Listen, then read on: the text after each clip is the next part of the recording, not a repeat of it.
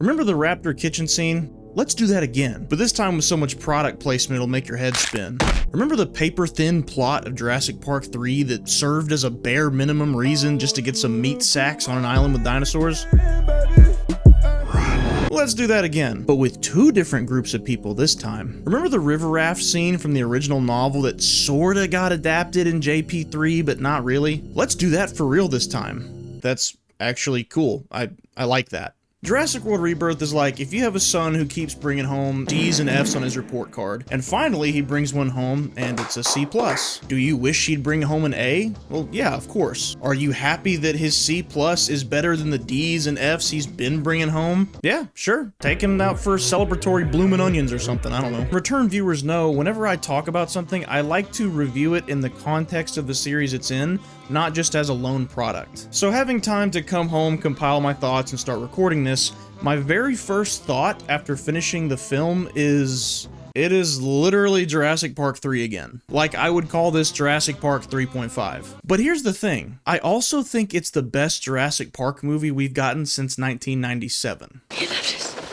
He left us. And this is how you can tell I'm just a tired Jurassic Park fan, because a movie's come out that's not great, not bad either. It delivers nuggets of what the series has been missing for decades now, but still, it's a safe, by-the-numbers dino romp that brings zero surprises with it considering how much the trailers give away, and here I am acting happy about it. Thank you, sir. May I have another? If anything, this movie has made me reflect more on what the series as a whole has both given and neglected over the last 30 years. This franchise has chapped my cheeks for so long, even a C+ movie like Rebirth had me leaving the theater still feeling satisfied. And it's been 24 years since I could say that about a Jurassic movie. I'm gonna explain why I think that, both the good and the bad, and I can actually do it without spoiling anything. I'll just stick to what you can gather in marketing material and a couple of, like, overall criticisms that aren't really spoilers. Let's get into it.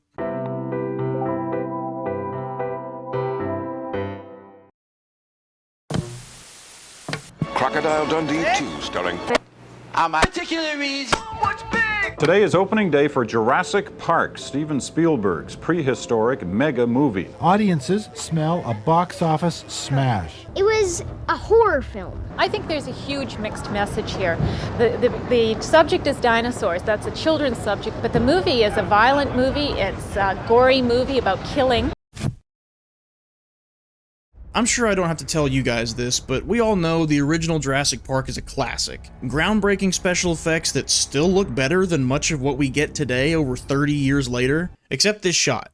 I hate this shot. Deep themes of chaos, control, and nature's retaliation to man trying to play God. Unique characters that each contribute something to the film, whether that be conflicting points of view, a timeless character arc that surely won't be ruined in a sequel, objectively the greatest Funko Pop ever made, or the most memorable dino snack in cinematic history. And of course, the first Jurassic Park is my favorite movie of all time, and the novel basically jump-started my loves of science fiction and horror at the same time. So naturally, I'm deeply fond of when this series embraces its roots. This is how you make dinosaurs? This is how you play God. And I'm a rabid ape when the series neglects them. I had to. They're alive, like me. As expected, following the original's record-breaking success, it was inevitable for sequels to follow. Now, this isn't a review of the whole series, so I'm gonna rapid-fire this, just to give you guys an idea of what my Jurassic Park preferences are as I was walking into Rebirth. For the first, and in my opinion best, sequel, Michael Crichton was pressured to hurry up and write The Lost World, only for the studio to deviate so heavily from it he may as well have not even bothered writing it. It builds on the themes of the original by adding exploitation of nature for profit to the mix. It's the closest film to capturing the tone of the novels, even more so than the first movie. The dino effects still hold up great, but the extended ending, contender for dumbest moment in the franchise, pacing issues, and dislike of the darker tone that I happen to love, tends to split the fan base in two on this one. Enter Jurassic Park 3, another divisive one. Spielberg felt creatively burnt out on Jurassic Park by this point, so he suggested that he shift to executive producer while handing the director reins over to Honey, I Shrunk the Kids and Jumanji director Joe Johnston. Well, when you put it in that perspective, the lighter-toned adventure film and death of a beloved behemoth probably shouldn't have been as much of a surprise as it was at the time. JP3 is short, lacking in plot, most of the characters are dumb, fodder, or both. The dinos serve as little more than action devices to keep the characters moving rather than contributing to any overall themes unique to the film, but the dino designs, special effects, and memorable set pieces still make it an entertaining watch, just not a mentally or emotionally stimulating one. I still remember being a kid at my theater gasping at the ringtone scene. I've yet to see another Jurassic Park movie replicate that kind of theater reaction since. The movie prioritizes spectacle and adventure over any of what made the first two great, but not in a way that's too outlandish even for the Jurassic universe. In my opinion anyway. 3 was my favorite when I was younger, but these days I'd rank the first 3 movies in the order they were released. If only JP3 were the worst one we would see. You've probably noticed by now, but I've already given you hints about what my personal factors are for what I think makes a good Jurassic movie, and here they are. A darker tone that takes the subject material seriously, themes that are additive to the themes of the original or novel, a good balance of digital and practical effects, characters with more to do than just go from point A to point B, and of course, dinosaurs that inspire awe, fear, or both. So you can imagine my disgust at the last decade of Jurassic World movies. In my opinion, the exact kind of blatant commercialization of something that's supposed to be respected, like Malcolm tried to warn us about. I'll tell you the problem with the scientific power that you're using here. It didn't require any discipline to attain it. You know, you read what others had done, and you took the next step. You didn't earn the knowledge for yourselves, so you don't take any responsibility for it. You stood on the shoulders of geniuses to accomplish something as fast as you could, and before you even knew what you had, you patented it, and packaged it, and slapped it on a plastic lunchbox, and now you're selling it. You want to sell it. Well, your scientists were so preoccupied with whether or not they could, they didn't stop to think if they should. Now, there's a generation of adults who grew up with Jurassic World. I mean, it came out 10 years ago. I understand that. I'm not trying to crap on anybody's childhood, but I will never backpedal on criticizing the Jurassic World series on its overuse of CGI, the heavy influence the MCU's humor and over-the-top action set pieces seem to have had on the whole trilogy, choosing to anthropomorphize dinosaurs that should be wild animals into sidekicks, or what should be fearsome yet tragic Frankenstein's monsters into supervillains to be put down. The complete lack of restraint when showing dinosaurs on screen, abandoning Jurassic Park's commentary on chaos and unpredictability in favor of pushing a dime store Dinotopia fairy tale about coexisting, retreading plot lines we've already seen in the series, and worst of all, conning poor old chill man Sam Neill to leave his sheep farm to come star in shameless nostalgia bait that plays out like the filmmakers had never seen a Jurassic Park movie before. They just followed a couple of notes from some intern on a couple of Easter eggs they needed to include so that they could put it all together in a trailer. What the hell is even that? Here's where the Jurassic World movies stack up in my ranking, keeping up the trend of each one ranking worse with my criteria over the one preceding it. I've grouped these into 3 categories: good movie and good Jurassic Park movie, good movie but missing too much of what makes a Jurassic Park movie, and both bad movie and bad Jurassic Park movie. Why does this exist? There's plenty more nuance and debate that can be had over this, I know, but let's move that to the comments for now and get to the reason we're here. So when I first heard they were making a 4th Jurassic World movie starring Scarlett Johansson, an MCU alum, as the lead, No! you probably couldn't have persuaded me to go see this at gunpoint. Do it! But then some other news hit the interwebs. Gareth Edwards, director of Godzilla 2014, a film so successful it spawned a franchise, resurrected King Kong, and convinced Toho to start making live-action Godzilla movies again for the first time since 2004. Rogue One: A Star Wars Story, arguably the best Disney Star Wars movie, but it's unclear how much of Gareth's movie remains after the reshoots, with Gareth denying rumors that he wasn't involved in the production all the way to the end. Monsters, the hit indie film that landed Gareth that Godzilla 2014 gig, and The Creator. I haven't seen that one myself, but I see good reviews, 2 Academy Award nominations, but low box office, so I don't know about that one to be honest. This was the man taking on the role of director for Jurassic World Rebirth, and David Koepp, writer of the first 2 Jurassic Park films, was returning as this film's writer. I'm listening. They then go into interviews. Gareth Edwards says, Jurassic Park is a horror film in the Witness Protection Program. David Koepp says, we're returning to the tone of the original. I don't believe it. Are we gonna take the franchise seriously again? No more Looney Tunes rolling, rocket launchers, CG explosions, Jason Bourne with dinosaurs? Boys, are we back? Don't give me hope.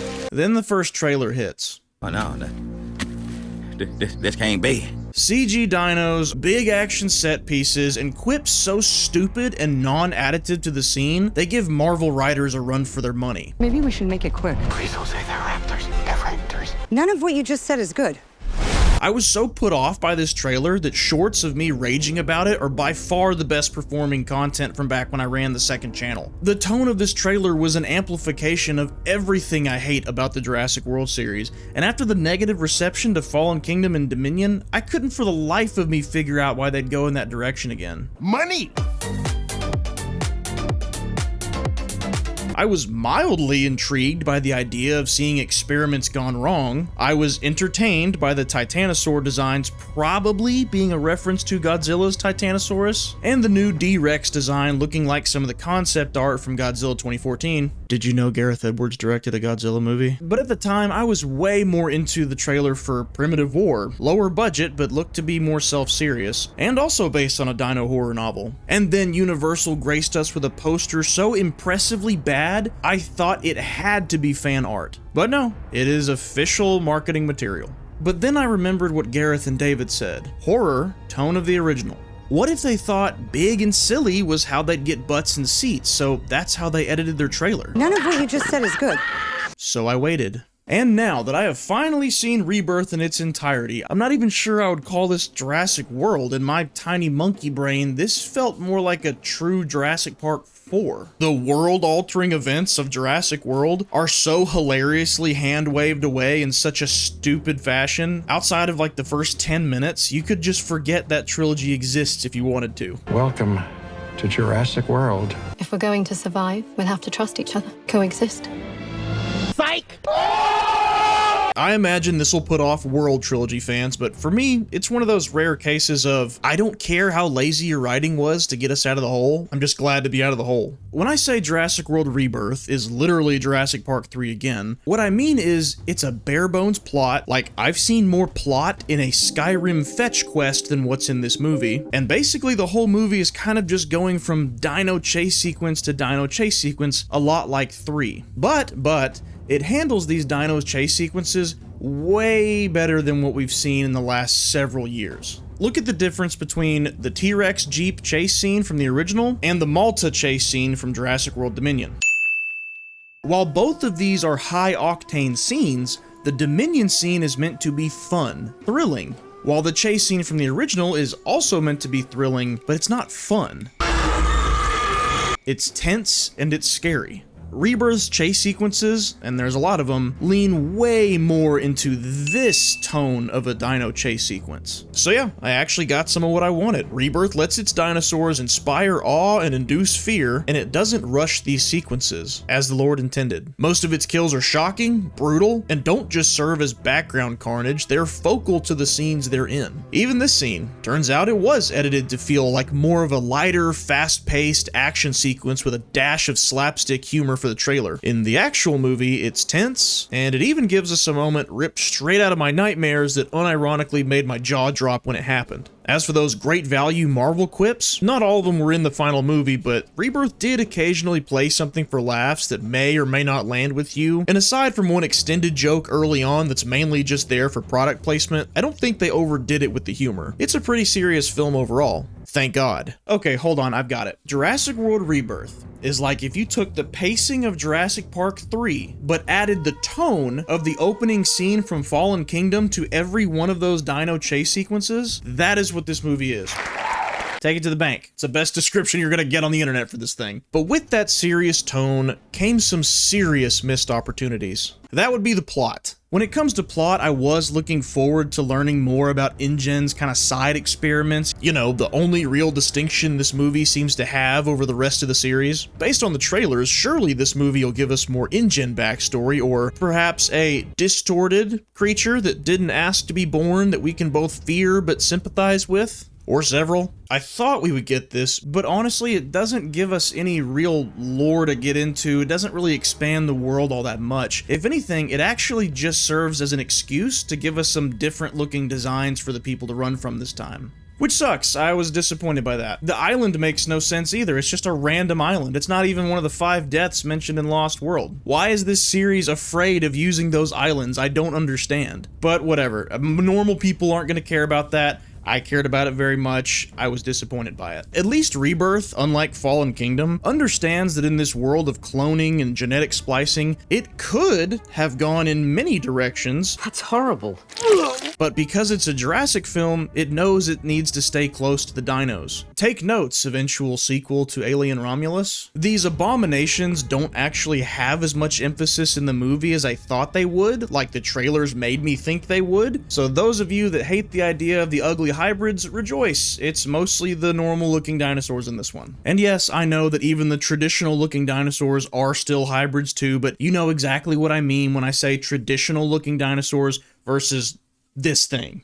But they play the idea of these hybrids well. Even to the most heartless and exploitative scientists, these animals are outcasts. Sort of like that Frankenstein's monster angle I was talking about earlier. But they just don't translate these ideas well to the screen. It's criminal how underutilized and underexplained these hybrids are for them to be this movie's main selling point.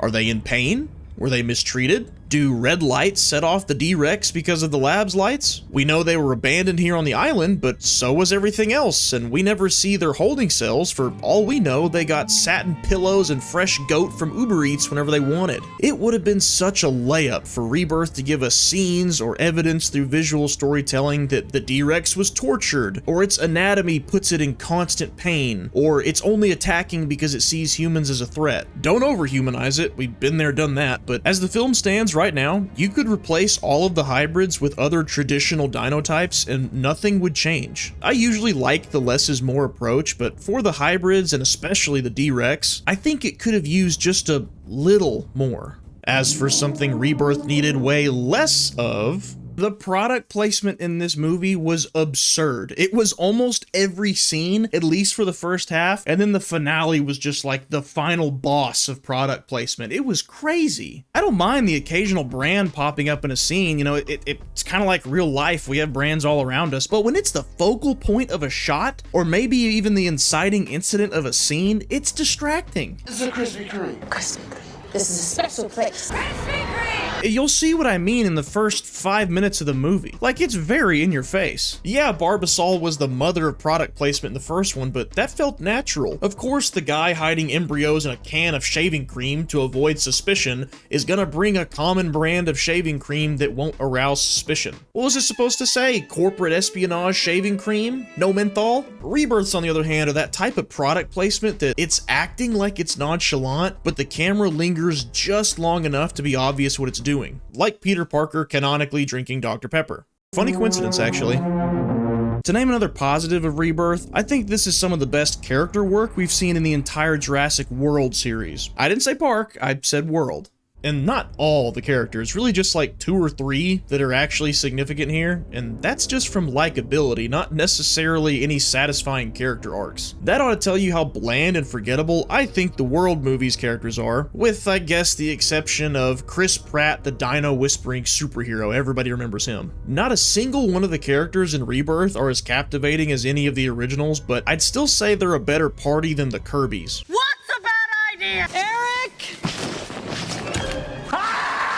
Quiet. Sounds weird to praise and insult the same aspect of a movie in the same breath, but that's just where we're at with this series. Scarlett Johansson, I think she just kind of phoned it in for this movie. I really don't know what her deal was. Almost the entire movie, she could not deliver a single line without saying it like while she's smiling or half laughing. It was a weird way to play a character that's supposed to have a tragic backstory and be kind of no nonsense. I can't imagine that's the way she was directed to deliver her lines. Like, that had to be ScarJo just kind of doing her own thing, which I guess an easy paycheck and a vacation to Thailand will do that to you. However, this movie also gave me by far my favorite character of any Jurassic World movie, and that is Mahershala Ali's Duncan Kincaid. You know, in every adventure movie when they have to pay off a captain to kind of like smuggle him in somewhere, imagine if that character actually stayed throughout the rest of the movie, had a backstory, had some of the most heartfelt moments in the entire movie, and it's mostly his friends and crewmates that we see getting killed by dinosaurs, so he's giving very real, very human reactions to while this is going on the whole time.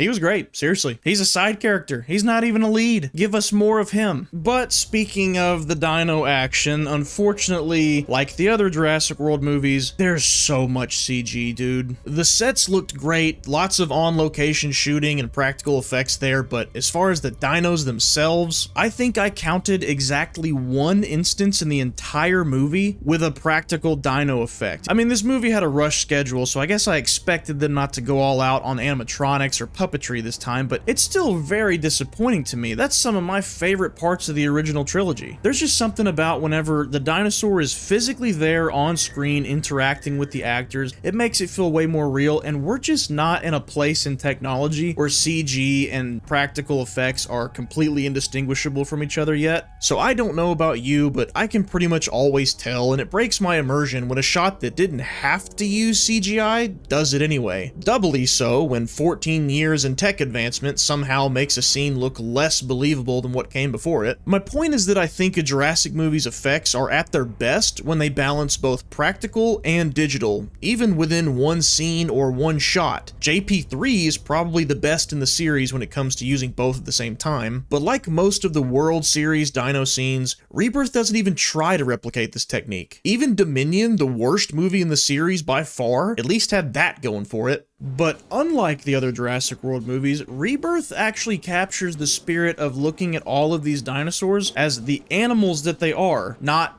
like characters, if that makes sense. No friend to children raptor to come save you this time. No cartoon smile from a dinosaur while he toys with a guy. No, these are all just animals whose territory is being invaded, and we see how they react to that. So in summary, despite how the marketing for this movie made me think I would feel about this movie, I didn't hate it at all. I actually liked this movie. I didn't mind it would probably be more accurate of me to say. And it's a sad place for this series to be in, for my biggest praise of its newest film to be, it's alright, I didn't hate it. In fact, as far as my rankings go, I think I'd put it right here in the fine movie but missing a lot of what makes Jurassic Park great category. That's right, this movie that I'm saying I think is just okay, I'm ranking above most of the films in the series. So more than anything, my biggest takeaway from Rebirth is probably just how many times the Jurassic series has failed to capture the essence of what made it great in the first place. And if this is one of the best sequels they can come up with over the course of 30 years, it may just be time to accept this franchise is never going to reach the heights it once did. I hope I'm wrong, but I've waited for another great sequel to the original the entire time I've been on this earth, literally, and I think I'm tired of waiting any longer. I'm glad this film made the improvements over its predecessors that it did, I commend it for that, but at the end of the day, it still reeks of a rushed project that was given more money than it deserved, all to try and cash in on replicating the achievements of a much, much better film from 1993. I'll always enjoy the series' early entries, but as for what comes next, I don't think I'll be holding my breath. But against all expectations, yes, I did still technically walk away from Jurassic World Rebirth satisfied. And as for me, I'm gonna go ahead and consider this the bookend to a 4-film series called Jurassic Park. What world do we live in? I thought I would hate this movie and I would love 28 years later. Boy, was that backwards. If you want to see why that movie gave me an aneurysm and got people accusing me of being media illiterate because I didn't like something, click this video right here. As always, thanks for watching. Carry on, you kings.